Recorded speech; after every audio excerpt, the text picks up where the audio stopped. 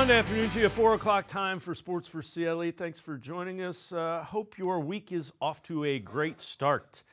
Still no movement on the veteran NFL quarterback market. Browns, presumably one of the teams that will sign another veteran. Tony Grossi, longtime Browns beat reporter, on the chances that the Browns sign Russell Wilson. I don't see why before the draft you would sign him. Again, because of the possibility of Cam Ward or even Jackson Dart or Shedeur. If you take any of those top three quarterbacks, Riz, what are the chances they're going to play in 2025? Pretty darn good. Even Dart at some point is going to play sooner than later.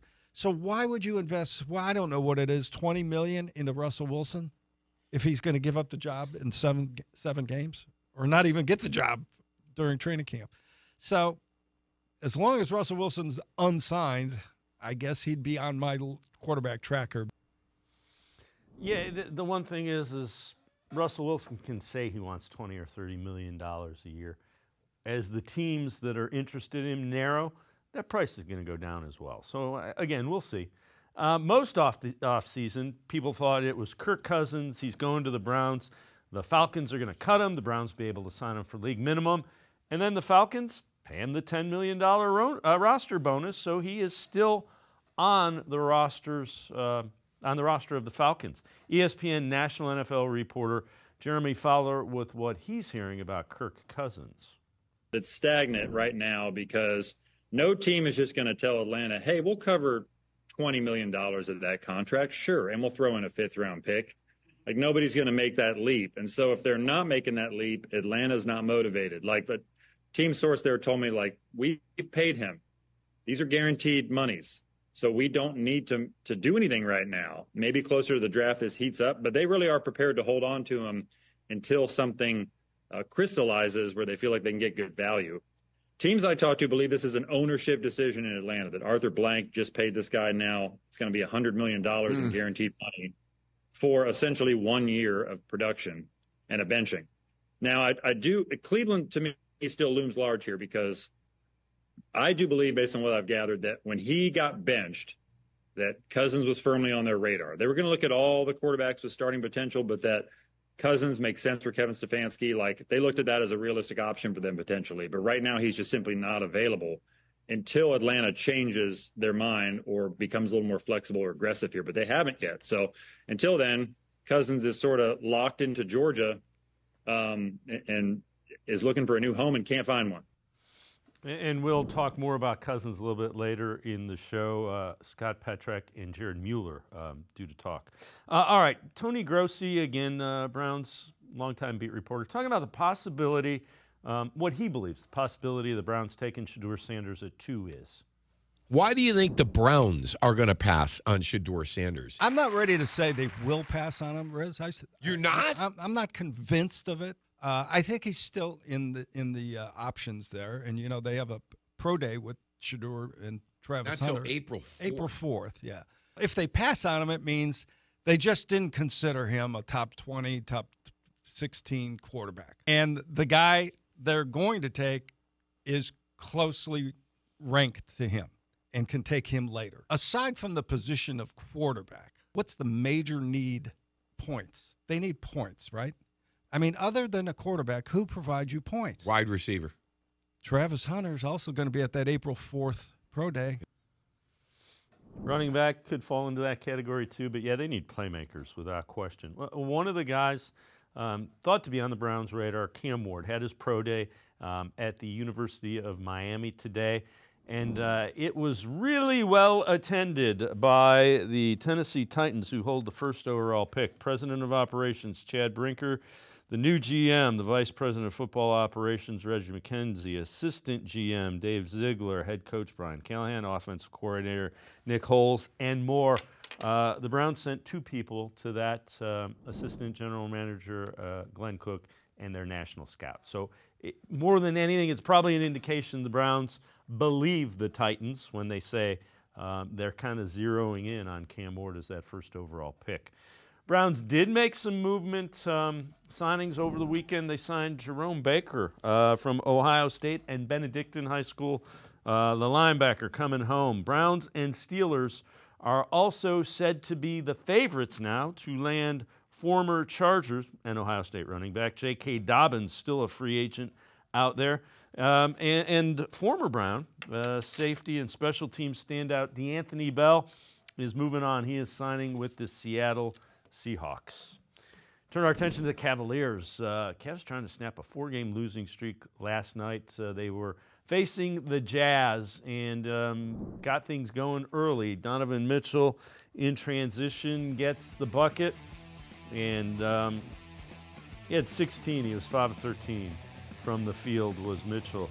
Cavs out and running again, and this one's pretty. Quick passes, Max Strus with the dunk. Evan Mobley, an offensive rebound, and he finds Darius Garland. He knocks down the 3. Cavs had it going as they got out to an early lead. Garland finds Jared Allen for the dunk that time. Allen led the team 18 points. Cavs playing some defense, too. Forced the turnover. DeAndre Hunter with the dunk. It was all Cavs. Good to see it. 120-91. They snapped their 4-game losing streak. Atkinson was asked if he's happy the way the Cavs have been playing. I think this stretch here, we haven't played great, obviously. And I'm not just saying, lost 4 out of 5. None of that. It just we're in a tough stretch of the schedule, and we haven't played our best basketball. But I'll take the other 97% of the season, and I know who this, we know who this team is, and we know what we have to do. So, not going to overreact to it. But definitely hasn't been our best stretch of basketball lately. And again, they've been resting some of the starters, but yeah, they're not playing as well as they want to be. Still plenty of time to get that right. Still a 5-game lead on Boston for that top spot in the Eastern Conference. Guardians getting ready to open the season Thursday in Kansas City, and they made a move over the weekend, acquired a name that Guardians fans will remember. Nolan Jones was second-round draft pick of the team 2016. They traded Tyler Freeman for him. Jones hit 20 home runs, stole 40 bases, and hit almost 300 2 years ago, 2023. With the Rockies, he finished 4th in Rookie of the Year voting. Fought through injuries last year, back and knee injuries. Guardians saw him as a left-handed hitting outfielder with some pop in his bat. Over the past 48 hours or so, it kind of unexpectedly came onto our radar. We obviously know Nolan really well from his time here, drafting him and having him come up all the way up to the major leagues in 2022. So we had a great feel for the player, which probably allowed us to act a little bit more quickly than we typically would. But we felt like it was an opportunity to add a left-handed impact type bat, or the potential to have that type of impact into our outfield mix, which we felt like we really needed. And so this was an opportunity we had to take advantage of. It's incredibly hard to trade a player like Tyler Freeman, but at the same time, our goal is to win a championship. And we thought that this move had a chance to make us better both this year and into the future. The health is a real factor. And obviously he had the tremendous monster year in 2023 and then didn't replicate that last year. And a lot of that was due to some back injuries and some knee stuff that he had going. We did a full medical review. We know his medical file up to 2022 exceptionally well, obviously. And then we did a full review and we felt comfortable with where things are. I think he's probably going to be a player that has to manage. We are going to have to manage his workload appropriately and make sure that we try to keep him on the field. He's dealt with a lot of injury in the past, but we felt comfortable with the medical situation and his sort of long-term future and ability to stay on the field. So Jones figures to be a platoon with John Kenzie Noel, left-handed hitter. Remember, did play some first base in Colorado, came up as a third baseman, so some positional flexibility. If he's hitting the ball, he'll see time at DH. Again, can he stay healthy? Can he show that last year was a fluke and 2 years ago was the real Nolan Jones? Again, Guardians willing to gamble with a position. They had the depth at middle infield, so all in all, an upside trade for the Guardians. Guardians also announced that they signed Tanner Bibee to a 5-year extension, club option for 2030. Contract will guarantee Bibee at least $48 million per source. Bibee is moved to the front of the Guardians' rotation. They eat up all his arbitration-eligible years as well as one or 2 potentially free agent years. Bibee talked about the extension. I wasn't really necessarily a super high pick out of the draft. I mean, I feel like I kind of really leaned into what Cleveland kind of develops into, and I feel like it was obviously very mutually beneficial, and I feel like I got to a point where I kind of was able to blossom a little bit, I think, in 2022. So I think I've just kind of used that from here on out. And just say how excited we are that he's kind of signing up to be here for the foreseeable future. And I do just want to thank ownership for the investment and the willingness to invest in this. We always talk about the core of our success is going to come from the players that are on our roster. And this is a real investment from Paul and from our ownership group in an anchor of our rotation and an anchor of our roster. So we're very thankful for the investment they were willing to make, and on the other side of it, obviously, the commitment that Tanner was willing to make on his end. Bibee will get to start opening day and has established himself as a guy that can get it done for the Guardians at the front end of that rotation. We're going to step aside, take a quick time out. We turn our attention to the Browns. Scott Petrak from the Chronicle Telegram, brownzone.com. Straight ahead, stay with us on Sports for CLE. The Ohio Lottery Partners in Education program is dedicated to recognizing exceptional students, teachers, and schools throughout Ohio. Scan the QR code on screen to nominate students and teachers as Academic All-Stars and Teachers of the Month. They must be currently enrolled or teach in grades K through 12. Is your K through 12 school developing students' literacy skills to achieve success in reading? If so, you can nominate your school for the School of the Year. Students can win $100, teachers can win $500, and schools can win $2,500. Scan the QR code, fill out the forms, and nominate deserving students, teachers, and schools today. The Ohio Lottery Partners in Education program takes pride in honoring exceptional students, teachers, and schools across Ohio. Submit your nomination today. It's fun, fast, and free.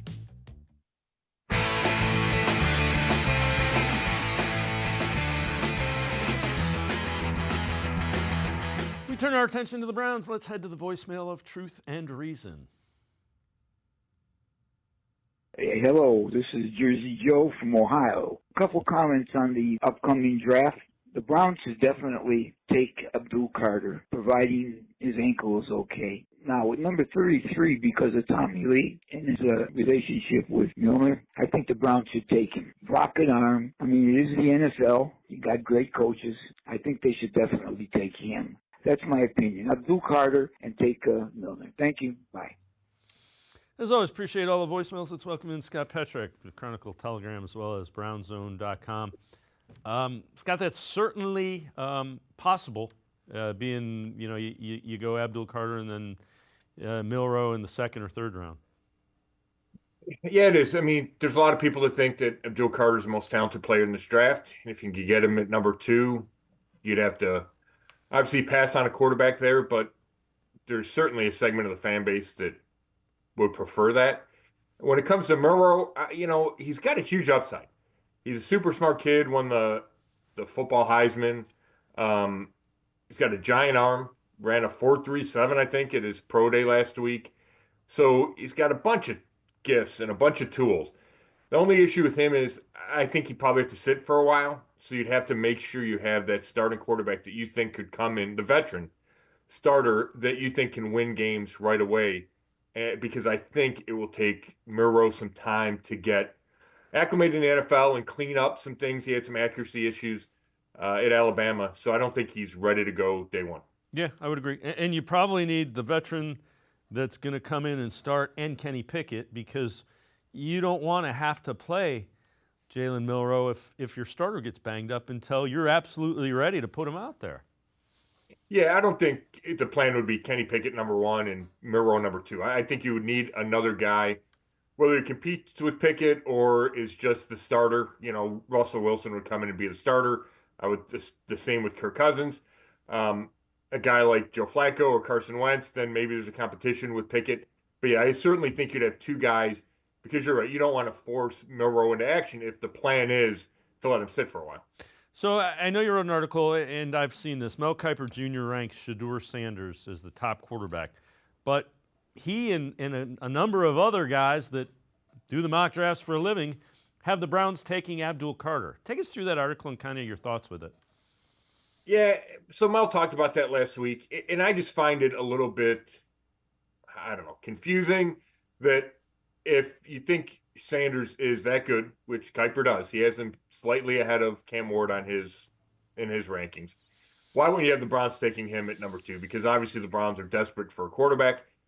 And Kuiper comes back with, yeah, but I like him a lot, but I'm not sure teams in the NFL do. You hear, that maybe some people have a second-round grade on him, and he just can't get himself to go 1-2 in his mock draft with quarterbacks, even though he's got him going 1-3. So in the interim, he's got the Browns taking Carter, pair him with Myles Garrett, which just on its surface, I love that idea. I like to, we've talked about it a million times, Dave. I like the idea of pairing Myles Garrett with a younger pass rusher that can learn from Myles, because it's been a lot of veteran guys in the past. Olivier Vernon, and then it was Jadeveon Clowney, and then Zadarius Smith. And I know they have Joe Tryon Shoyinka they just signed, but that's a one-year deal. If you could get a star and you have 2 dynamic Pro Bowl caliber edge rushers, I really like that idea. My only issue with the Carter at number 2 is you're passing on a quarterback there, and I don't know if the Browns can afford to do that. Yeah. I guess the main thing is, how high of a grade do you have on Shedeur Sanders? What percentage of you is certain that he's going to be able to provide above average to good NFL quarterback play? Because if it's above average to good, you need that. Yeah, I completely agree. It's how the Browns view him. I mean, I guess part of that is how they view Carter, but I think that's a lot less significant than how they view Sanders. Because if they think Sanders can be, a top 10 quarterback in this league with maybe even greater upside than that, then you take him at number 2. I just think you have to do that. The other, I guess, variable would be what kind of gap do they have between Sanders and their next highest quarterback and where they think they could get that quarterback. If it's, I'm just going to use a name, it's Jackson Dart, they feel comfortable they could get him at 33 or even trading up into the bottom of the first round, and there's not a big gap there, then you could roll your dice and try to get that guy, but there's a lot more, there's a lot more comes into play there. You have to get a little lucky. You have to make sure nobody else takes Dart or whoever that guy would be, Tyler Shuck, before you would want to take him. So if you love the quarterback, and in this instance we're talking about Shedeur Sanders, if you don't even have to love him. If you really like him, it just makes sense to me to take him at number 2. So we've heard that the Titans have everybody but their mascot at Cam Ward's Pro Day, and the Browns have 2 guys. Do you think there's any way at all the Browns try to trade up to get Cam Ward? And then the other thing is, how far back would you be willing to trade? Let's lump those together. Sure. I think if the Browns have Cam Ward rated significantly higher than Shedeur Sanders or whoever their quarterback number 2 would be, I certainly think it makes sense to try to trade up to number 1. What you don't know is if the Titans are even taking phone calls on that. And you were at the Combine. At the Combine, I stood in front of the new Titans general manager and listened to him, and I got the sense that they were open to dealing that pick and that they weren't committed to taking a quarterback at number 1. Now, it feels like, and again, so much of this is perception because, nobody's talking or they're talking to back channels. The perception is that they're going to take Cam Ward, and the fact that they didn't make any big moves in a quarterback in free agency would signify that. But I don't know if we can just bank on that. Obviously, they have to be in Miami for the Pro Day because you have the chance to take the best quarterback in the draft or the guy perceived to be the best quarterback in the draft. But if they don't love him at number 1 and like Sanders, and they could take Sanders at 1, or like one of those next tier guys, they're in a similar position to the Browns where they could wait, trade out of number 1, get extra picks. It feels like the Titans are on a longer term development program, right? A bigger rebuild than the Browns are. The Browns are trying to win right away. I think the Giants at number 3 are trying to win right away. So I could see a scenario where the Titans say, yeah, we don't have to take a quarterback now. We can wait on that, where I'm not sure the Giants and Browns can afford to do that. So if that's the case, if you can get Tennessee to make a trade there and you really have a much higher grade on Ward than you do on any other quarterback, I certainly would try to do that if we're out of the Browns. And as far as trading back, I feel like there's maybe 5 or 6 quote-unquote premium players in this draft. So that would be my first stopping point. And then once you got past that and say a team at 15 wanted to trade up and you weren't going to take your quarterback, then I wouldn't be opposed to that. You would just have to get a much bigger haul because according to a lot of the experts, this draft is really deep, but not necessarily top heavy. So once you get past your top 2 quarterbacks, Carter, Travis Hunter, Mason Graham, then I feel like if you're not going to get one of those top 5 or 6 guys, you can move back and still get a lot of players that can come in and have an immediate impact. And maybe if you move down to 15, then I'm open to the idea of taking a left tackle where I don't think there's a left tackle I would take in the top 5. Yeah, and you would presume you would get potentially a first-round pick next year or the year after or something if you're dropping back that far. So you also wrote an article about Jerome Baker, Ohio State guy, Benedictine guy, agreeing to terms with the Browns. Take us through that. Yeah, the first thing that comes to mind, and we've talked about it a million times, is where does Jeremiah Owusu-Koramoah fit in this? And the Browns are proceeding as if he's not going to play next year. That doesn't mean he won't play, but I don't think they've said it, that they don't have assurances that he will play. So if you have that uncertainty, you got Jordan Hicks, and then they really had a bunch of question marks at linebacker. Well, they re-signed Devin Bush, who I thought played pretty well last year at times. They go and get Jerome Baker, who has made a lot of plays in his career. I don't have the numbers in front of me. I want to say it's 25 sacks. He's got 2 touchdowns on interception returns, a bunch of forced fumbles. I think he has 5 or 6 interceptions. Like he's a playmaking linebacker, and that's kind of what JOK is. So I think he gives them insurance if JOK is not ready, or maybe he's not ready week 1, and it adds to your depth. And then you have Mahmoud Diabate. You have Buki Watson, who they took in the 6th round last year. I think it was the 6th round, who didn't play much as a rookie. So all of a sudden you start to have some depth at linebacker, and maybe you have a guy that can step into that JOK role if he's not good. Scott Petrak from the Chronicle Telegram, BrownZone.com, and I'm going to step aside, take a quick time out, other side of the break. Back to the voicemail of Truth and Reason. More talk about quarterbacks for the Browns. Sports for CLE. I'll be right back. Stay with us. We're out here busting common lottery myths by talking to real players just like you. And you, sir, what's your name? Where are you from? Tom Burrell from Lexington, Ohio. I'm playing Powerball. I use AutoPick when I pick my numbers. Do I have better, worse, or the same odds? Same odds. I'd say better. I still think worse. Same odds. He's got it. It's the same. AutoPick, numbers you pick, same odds. Either way. He has it. He has it, folks. He already knows. You can learn more by going to ohiolottery.com/knowtheodds.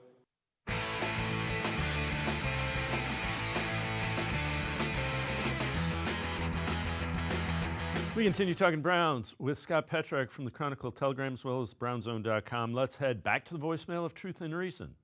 This just came from Cleveland. I've been a Cleveland Browns fan since the 60s. And I heard rumors that the Browns are thinking about getting Carson Wentz. I want to know why. Haven't Cleveland fans been through enough without getting Carson Wentz? I don't understand this. He proved not to be a good player. So why would Cleveland waste their time with bringing in somebody like that after seeing his play in the past? Thank you. As always, appreciate all of the voicemails. Scott, and again, I get it.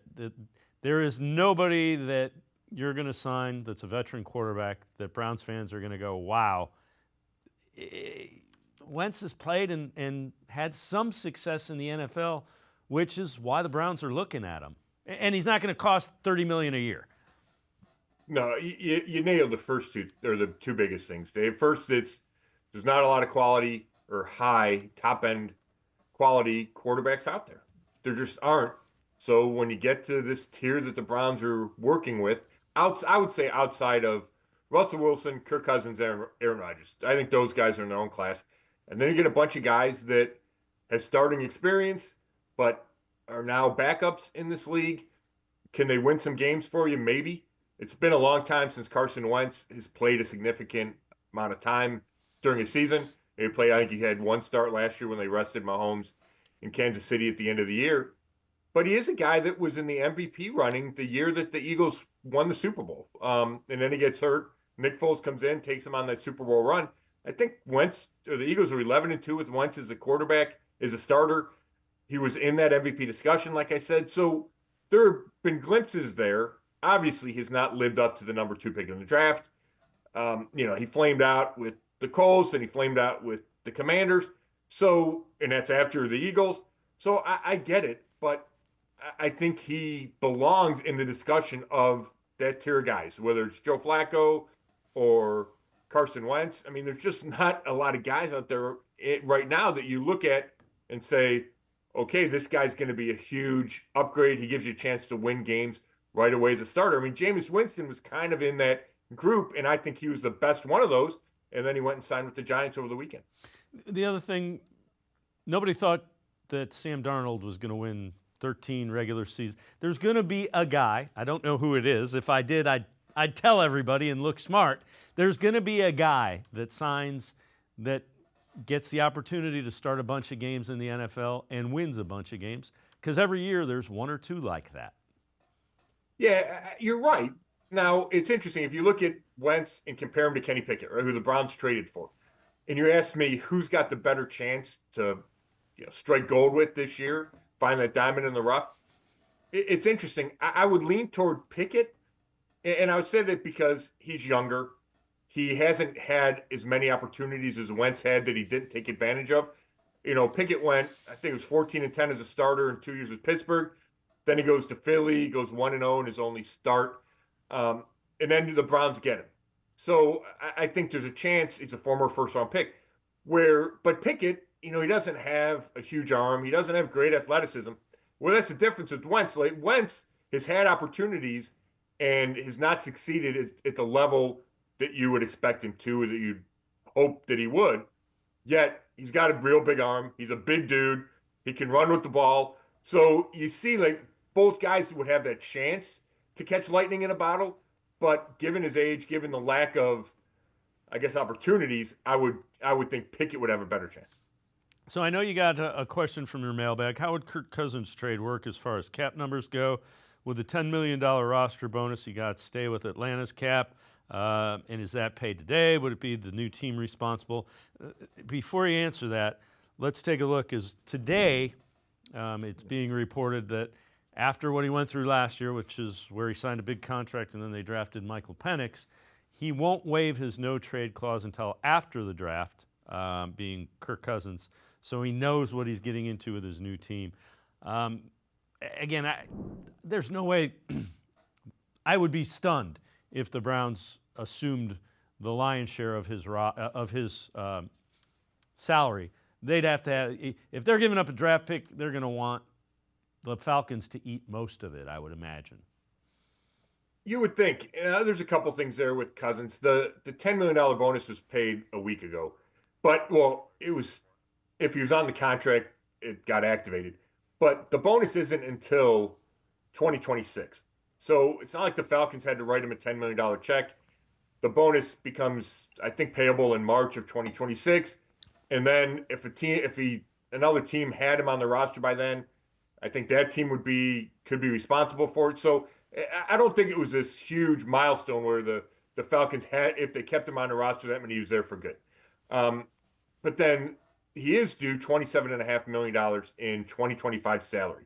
And if the Browns traded for him, they would assume that salary. Just a straight-up trade, the Browns would assume that salary. And it's so much different than if the Falcons cut him, like was the original assumption. You could sign him for the league minimum. He would still get to $27.5 million total, and the Browns would only be on the hook for the veteran league minimum. Well, this is $26 million more. So I don't think they would take that on either. You'd have to get the Falcons to eat part of that, and they might be willing to do that. They might think it's a big enough hassle. We don't want him as the backup. He doesn't want to be here. So I think that a trade from the Falcons is still in play. I think any team that traded for him would probably expect the Falcons to take up at least, I don't know, half that contract, $7 million of it, whatever number fits each team's salary cap. And then the draft pick that the team would trade would fluctuate depending on how much money the Falcons are willing, or the Falcons pick up on that contract. So it's an interesting scenario.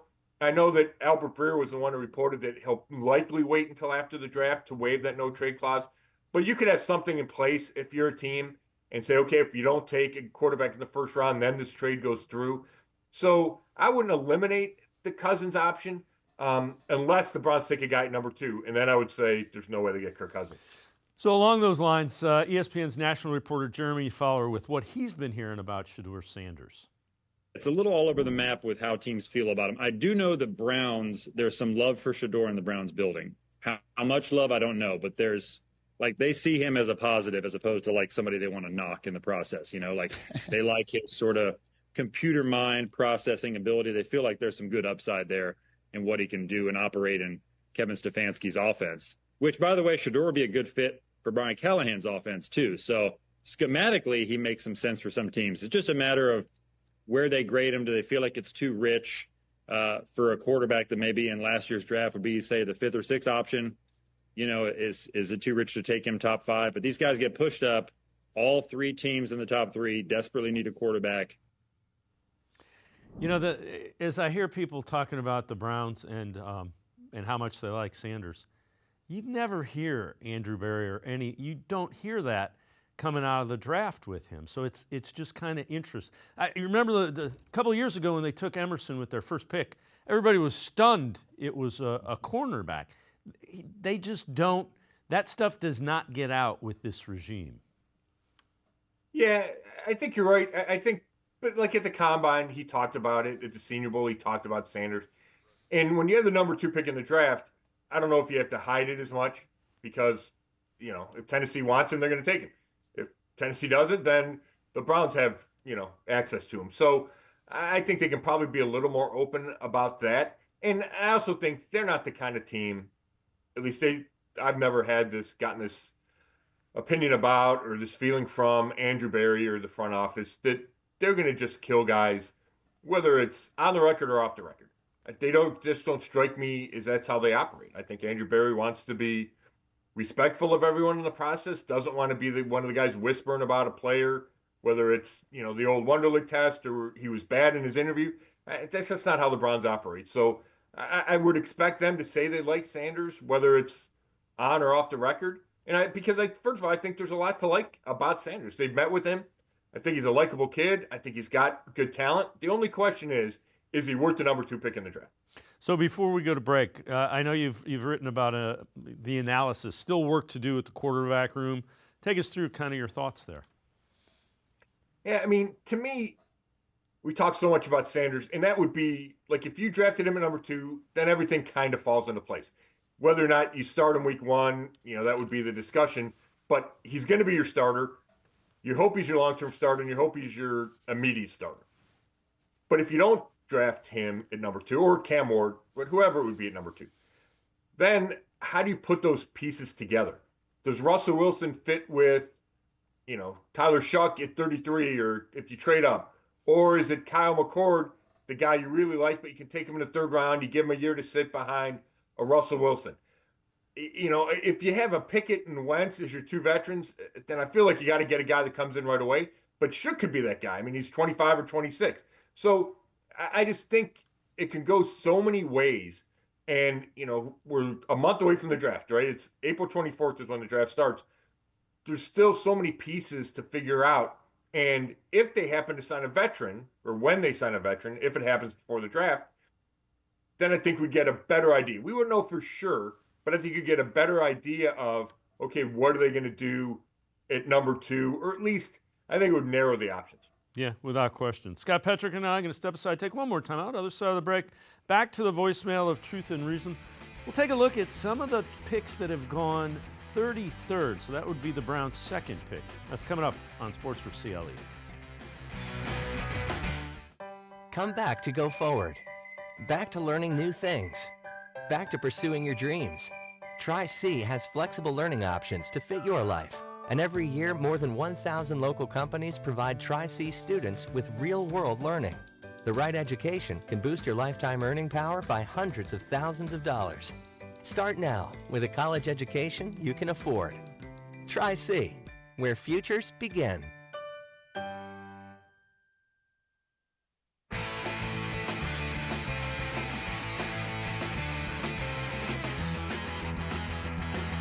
We continue talking Browns with Scott Petrak from the Chronicle Telegram, brownzone.com. Let's head back to the voicemail of Truth and Reason. All right, Dad, got a question for you. Do you really believe we're going to risk our number 2 pick for a QB? Because I don't. If the Titans do not draft Abdul Carter, we're going to get him. Because we're going to boost our D-line, an O-line, our running backs, and possibly get a QB just to fill out the roster. We got to build our foundation. Next year is when we reach for a QB. Deshaun will be healthy. I know it's unpopular, but he's going to play because of that money. And then we'll have that QB sit for about half a year to maybe the full year, making sure he's good and where he needs to be before he becomes a new starter. Next year is when we reach, not this year. Tell me what you think. As always, appreciate all of the voicemails. Scott, I get where the caller's going because you can't all, you might be, hopefully, you're drafting at, 21, 22 next year, and then it would be a real reach for a quarterback. I don't dislike the idea of taking Abdul Carter at number 2 because I think that makes your defensive line elite, and I think you win with elite cores. The question is, man, who's playing quarterback? Well, yeah, I mean, I just can't get away from that. Yeah. I don't love the idea of kicking quarterback down the road. There's no guarantee you get. First of all, there's no guarantee next year's quarterback class is going to be better. In the age of NIL, you don't know who's coming, who's staying in college, who's coming out in the draft. The names that you hear that could be the first quarterback taken, there's question marks about those guys. There's no guarantee Arch Manning comes out. So you don't know that next year's class is going to be better. You don't know where you're going to be drafting. The teams at the top of the draft are going to need quarterbacks, so there's no guarantee you can get up to get the one you want. Now, that doesn't mean you have to force the quarterback at 2. It doesn't, but it just means you can't say we're going to take Abdul Carter and ignore quarterback. Like, that can't be the solution. You have to try your veterans. You have to try with rookies, with draft picks. And if you like the guy at 2, take him at 2. If you don't, that's fine, but it can't be because we think we can hold off on quarterback. You can't hold off on quarterback. No, if you don't take a quarterback at 2, it's got to be because you see some hole that you don't necessarily think you can fix. That's right. It's not because Abdul Carter's better. No. Like, he's probably going to be better because he's great, but, I mean, I love Myles Garrett, right? The Browns love Myles Garrett. The fans, he's been great, and he's a Hall of Fame player. You would take Patrick Mahomes ahead of Myles Garrett. Right? And they had that option in the draft in 2017 and didn't, and a whole lot of teams didn't. Mahomes went 10. But it's the same, to me, it's the same thing. If you could get that quarterback, that changes the franchise. Defensive end doesn't change the franchise. So these are the 5 most recent players that have been selected at 33, which is where the Browns select in the second round. Keon Coleman, wide receiver for the Bills, was injured. Will Levis, well, Titans are probably looking at a quarterback number 1 overall. Logan Hall, defensive end. Tyson Campbell is okay. I really like the Bengals in 2020, but again, it just goes to show you when you get past the top parts of the draft. I mean, 33, you would think first pick of the second round. Man, those are some great players. Last 5 have been kind of hit or miss, mostly miss. Yeah. Those graphics are interesting because you could pull up 35 and they could all be hit, right? You just don't know. So, like, the whole thing's a crapshoot, and the reality is the deeper you go in the draft, the more of a crapshoot it becomes. And it's a crapshoot at 1, it's a bigger crapshoot at 5, and you can just say that until Mr. Irrelevant. And that's why the higher picks are more important, the higher picks are more valuable. Doesn't mean you can't hit on somebody late. And the Browns are going to try, in order for the Browns to flip this as quickly as they want to flip it, they're going to have to hit on a lot of these picks that they're going to get in the top, 115, right? At the top of the 4th round. But it's hard to do. And the teams that do it the best, the Eagles, the Ravens, they win a lot of games. And the teams that don't, they lose a lot of games. Yeah. And again, I agree with you wholeheartedly. They're going to need to find some playmakers in the first 4 rounds of this draft, without question.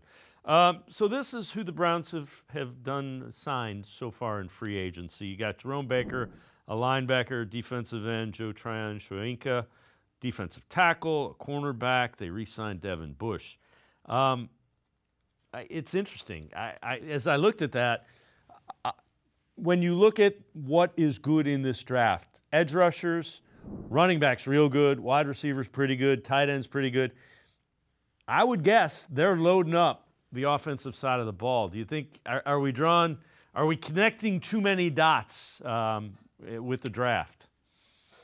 No, I think that's fair to say. I certainly think when you look at the roster, the screaming needs are on offense. And we've talked ad nauseum about quarterback.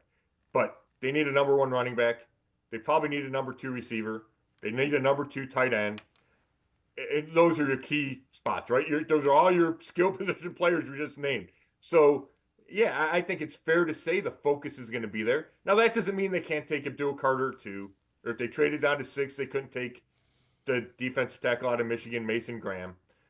That's certainly on the table. Could they take a left tackle high? Yes. But I would expect the majority of their top picks to be spent on skill position guys. Scott Petrak, as always, great stuff. Appreciate the time and the insight. Thanks very much, Scott. Thanks, Dave. Scott Petrak, make sure you read him. Chronicle Telegram. Check him out on brownzone.com. Always really good and insightful Browns coverage. We're going to step aside, take a quick time out. Jared Mueller from Dogs by Nature straight ahead. Stay with us. Come back to Go Forward. Back to learning new things. Back to pursuing your dreams. Tri-C has flexible learning options to fit your life. And every year, more than 1,000 local companies provide Tri-C students with real-world learning. The right education can boost your lifetime earning power by hundreds of thousands of dollars. Start now with a college education you can afford. Tri-C, where futures begin. We're out here busting common lottery myths by talking to real players just like you. And you, sir, what's your name? Where are you from? Tom Burrell from Lexington, Ohio. I'm playing Powerball. I use AutoPick when I pick my numbers. Do I have better, worse, or the same odds? Same odds. I'd say better. I still think worse. Same odds. He's got it. It's the same. AutoPick, numbers you pick, same odds. Either way, he has it. He has it, folks. He already knows. You can learn more by going to ohiolottery.com/knowtheodds. I am powerful beyond my wildest imagination. I will define my future. I will keep challenging myself to improve. Because I am a future leader of this great nation. I will be responsible for raising a beautiful family. And educating not only my generation, but many more to come. I will make a difference in my community. And I will stand up for what I believe in. I will not settle for simply chasing my dreams. I will achieve them. Because I was given a chance. An opportunity. A home. At Family, Career, and Community Leaders of America. The ultimate leadership experience. FCCLA has been one of the greatest experiences of my life. It's made me who I am today. Join us. We'll build a new future together.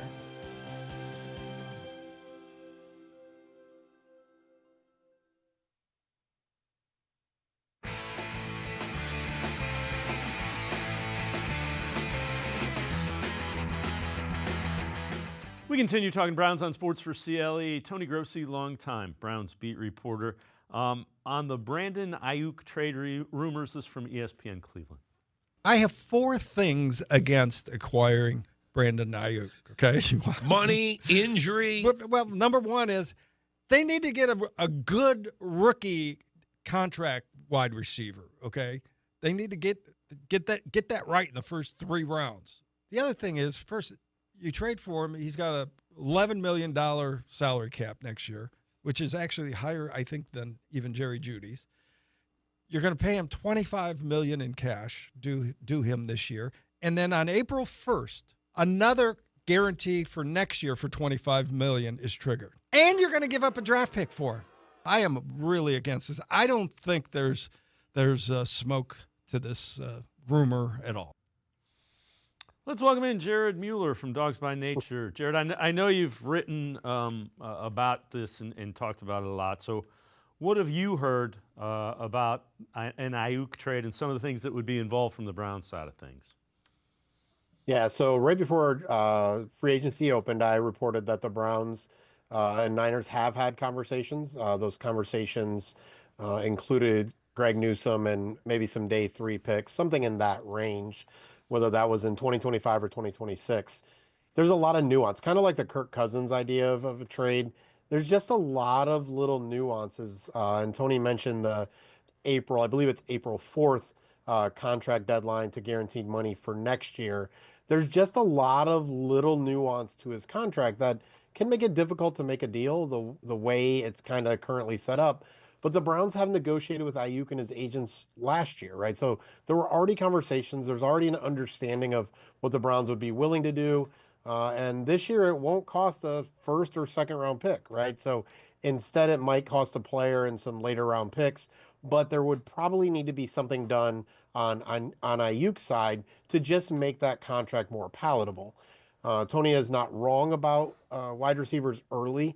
The problem is, in general, the data is pretty clear. You need a wide receiver in the first or second round, and normally in the first half of the second round, if you want really that wide receiver one. So I think the difficulty for the Browns in this draft is, do you take a wide receiver number 2? Maybe if you're looking at Travis Hunter, which they are interested in. Do you take a wide receiver, Emeka Egbuka, at 33? Maybe. But what else are you not dealing with? Are you not dealing with the quarterback position, offensive line, defensive end? What else isn't getting filled because you go with a wide receiver at number 2 or 33? So Aiyuk makes a lot of sense.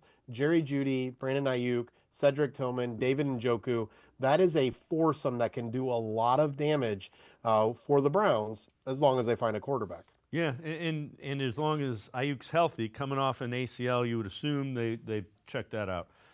So we'll talk a little bit next segment about the Kirk Cousins trade. Yet another one. You wrote an article, just Browns and Giants, a trade seems to make sense. Giants would get the second pick, 94th, 192, 216. Browns would get 3 and 34, so they'd get a second-round pick and give up a late third and some other picks to let the Giants go ahead and draft number 2. Take us through thoughts on that one. Yeah, so there is some conversation that the Browns do not have Shedeur Sanders there as their second pick, doesn't have the value. If that's true, we have heard enough that says the Raiders, the Jets, the New Orleans Saints, a number of other teams might be interested in getting ahead of the New York Giants to get Shedeur Sanders as kind of their quarterback of the future. That's a problem for the New York Giants, who seem really kind of set on getting a quarterback pretty early in this draft. Most people believe there's only 2 that have a certainty of success. That's Cam Ward, likely going number 1 overall, and that's Shedeur Sanders. And so for the Giants, and we've seen this before, Mitchell Trubisky, the Bears traded up to get him. I believe that was with the Niners, just to make sure they got their quarterback there high in the draft. And so for the Giants, they make sure they get their quarterback. For the Browns, they get the player they're most likely to select at number 2, whether that's Travis Hunter or Abdul Carter. And then they move up about 60 spots out of the late third round into the high second round so that they can get a Jalen Milroe. They could, get a Travion Henderson, Quinshon Junkins, or an offensive lineman. So it's just a move that makes a lot of sense if and only if the Browns do not have Shedeur Sanders graded where it makes sense to take him number 2, and sets up a lot of great fun conversations down the road for Browns fans if Sanders is really good with the New York Giants. So you wrote another article, just the draft's going to be decided by Jimmy Haslam. Take us through that and kind of your thoughts there. Yeah, I think what's interesting about where the Browns are right now is, remember that last training camp is when Kevin Stefanski and Andrew Berry signed their contract extensions. I think that's really important because pretty much everybody saw at that point in time that Deshaun Watson was struggling. So it's interesting that Berry and Stefanski and Jimmy Haslam agreed to deals after seeing Watson pretty significantly struggle. There is kind of that late after the struggle things that are kind of have been released since the season ended that Watson didn't look good, and most people would say that. And so it's interesting. They signed what is believed to be 5-year contract extensions that literally started this offseason.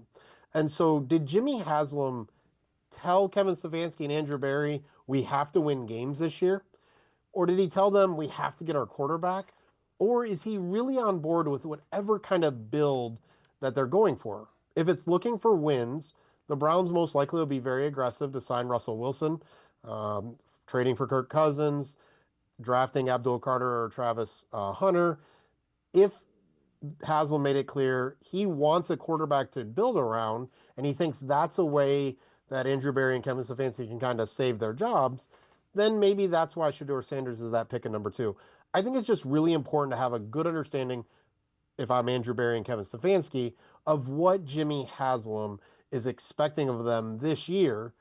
But then again, they also have that kind of comfort of 4 more years on their contracts, at least according to every report, after this season. So I just think Haslam's motivation and goals this season are going to be really important, while fans continue to say the Browns must win games. Andrew Berry and Kevin Stefanski are on the hot seat. So, again, guys like Mel Kiper, Daniel Jeremiah have the Browns taking Abdul Carter. If you're Andrew Berry, Cam Ward goes number 1. What are you doing? You know, for me, I'm a big fan of quarterbacks. I think they're really important to the game. And I have a little saying I say a lot in life, and it's make it make sense, right? And so if the Browns were not going to get a quarterback at number 2, what is the plan right now, right? So Kenny Pickett can't be the starting plan. Russell Wilson was already in your building, and you didn't sign him, and he could have signed with the New York Giants. You haven't presented any interest in Aaron Rodgers. He's likely to go to the Steelers. So that leaves you with Russell Wilson or Kirk Cousins, and you're not aggressively looking to acquire them, have them locked in. Seems to me that quarterback is in play at number 2. On the other hand, I'll just be honest, we've never seen anything like Travis Hunter. From what I understand, right now the Browns have Hunter and Carter kind of neck and neck for the top non-quarterback. They see him as a wide receiver. When I asked Andrew Berry that question at the Combine, you saw him light up. You saw Kevin Stefanski light up talking about his ball skills. And so it's really an interesting place. I'm going to select Shedeur Sanders. For people who love Brock Purdy, you should really love Shedeur Sanders. He processes information really, really, really well. He's very, very accurate. I think he is a top 10 to 15 quarterback in 2 to 3 years. And so I love accuracy. Big arm and escapability and all those other traits are really important if you can be accurate with the ball. If not, you're just running around, and it doesn't really matter because you can't complete passes inside of the structure of an offense. If in fact Shedeur Sanders, if they view him as a top 10 or 15 quarterback in 2 or 3 years, you can't pass on that. You haven't had that. So I understand the thought process. Jared Mueller and I are going to step aside, take a quick timeout. We'll continue talking a little bit about quarterback in the Browns. Sports4CLE, be right back. Stay with us. We're out here busting common lottery myths by talking to real players just like you and you. If an Ohio Lottery scratch-off game has 1 in 4 odds, that means if I were to buy 4 tickets in a row, I'm guaranteed to be a winner. True or false? I'm going to say true. Oh, that's false. You're right, it's false. The jackpot for the Mega Millions is at its highest it's ever been before. I now have worse odds. True or false? True. False. False? That is exactly right. You can learn more by going to ohiolottery.com/knowtheodds.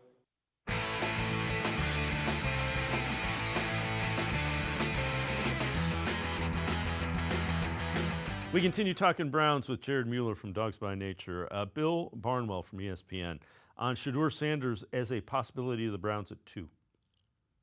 In addition to the schematic fit you mentioned, Mina, there's also the financial fit here, the ability to get a quarterback on a rookie deal, something that we know is extremely valuable, even if you think Shedeur Sanders is going to be an average NFL quarterback. Right now, the top 14 average salaries in the NFL are all quarterbacks, guys like, Derek Carr, Sam Darnold, low-end starters at quarterback in the NFL, making about as much as superstar receivers, your Justin Jeffersons, even your Jamar Chases almost. And so that's an opportunity here to get that kind of player. And I know that there's questions about Sanders, but none of these guys are sure things. Go back to 2020. The second and third overall picks in the draft were an edge rusher in Chase Young and a cornerback in Jeff Okudah, just like you're expecting maybe Abdul Carter and Travis Hunter here. Those teams did not get a sure thing, and they passed up on Justin Herbert and Tua Tagovailoa, two extremely valuable quarterbacks. So I know there's questions about him, but there's questions about these other guys as well.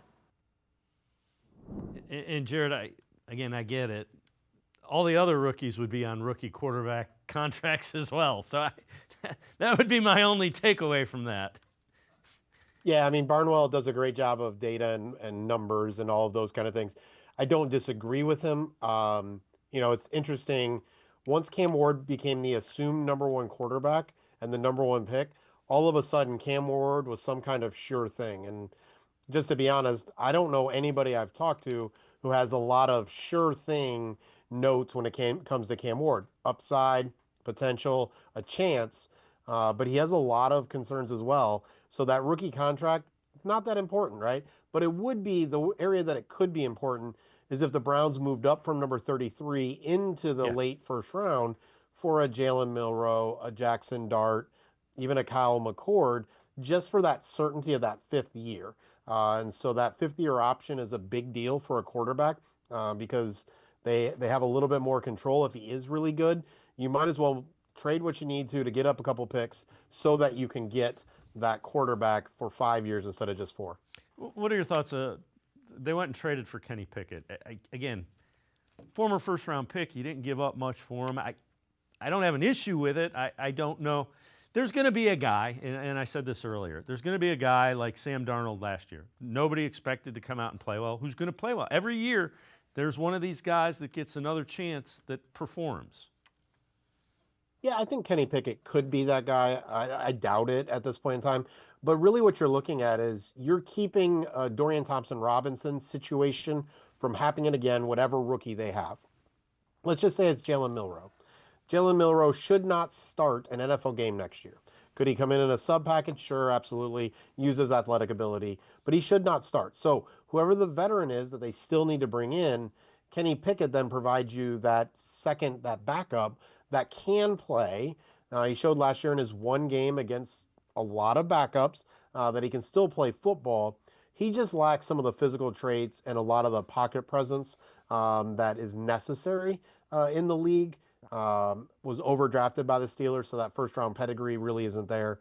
So it'll be interesting to see what Kenny Pickett is. But right now, assuming he is competing for that starting job, seems like a reach and trying to hope for a Sam Darnold, a Baker Mayfield, one of those kind of experiences. So Dan Orlovsky, ESPN, tweeted this out earlier. Jameis Winston signed with the Giants over the weekend. Steelers waiting on Aaron Rodgers. 2 questions.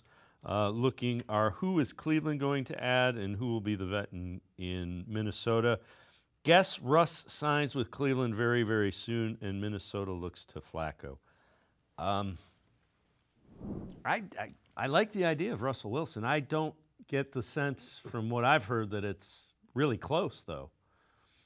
Yeah, nothing we've heard. It seemed like Russell Wilson visited the Browns as a negotiation tactic for the Giants and the Steelers, and it seemed like the Browns had Russell Wilson in as a negotiation tactic for the Atlanta Falcons in a Kirk Cousins trade. And so I think I wrote an article talking about the quarterback game of chicken that was going on in the NFL. And so now Jameis Winston is in New York, and there's a lot of talk that Russell Wilson thinks he deserves $25 to $30 million a year, and I'm not sure there was anything we saw last year that says that's what his contract should look like. He also is not a great fit for the Kevin Stefanski offense. And so I'm not sure the fit is there, but again, what is left, right? Is it Joe Flacco and everything that comes with that, interceptions, a different version of Jameis Winston? Is it waiting out the Kirk Cousins trade and kind of that game that's being played between the Falcons, Cousins, and it seems like only the Browns? Or is there something already kind of agreed to and they're just waiting until later to make the deal just so the Browns keep leverage with the number 2 overall pick? So maybe they can get Cousins and get that New York Giants trade from 3 to 2. We don't know right now, but the quiet is really interesting to not hear anything. Well, the other thing, you wrote an article, and I referenced this, Browns-Falcons deal for Kirk Cousins that could change the NFL draft. So you have Browns get Kirk Cousins, pick number 15 overall, and you have him taking Shedeur Sanders there. Falcons get Ogbo Okoronkwo, Greg Newsome, 2 6th-round picks in 2025, a conditional 5th in 26, and a 2nd-round pick in 27. So I would assume they would eat some of the contract as well, being the Falcons. Yeah, and that when I wrote that, there was talk that Sanders could fall. I will say there's not a chance he's making it to 15 at this point in time, so they may need to make another move up. But the reality is that's the kind of deal that could help the Browns do a bunch of things. They can get off some money. They signed basically Obo's replacement already from Tampa Bay, Greg Newsome. There's some issues there, and there's some money there that they can get off of a little bit. So there really is kind of some movement of contracts as well. But it also allows the Browns to move up a little bit, give up some future draft picks. So that 2nd-round pick in 27, the conditional pick in 26 based on Cousins' playtime. There's just a lot of reasons that could make a lot of sense for the Browns, as well as the Falcons. They've got a lot of money invested.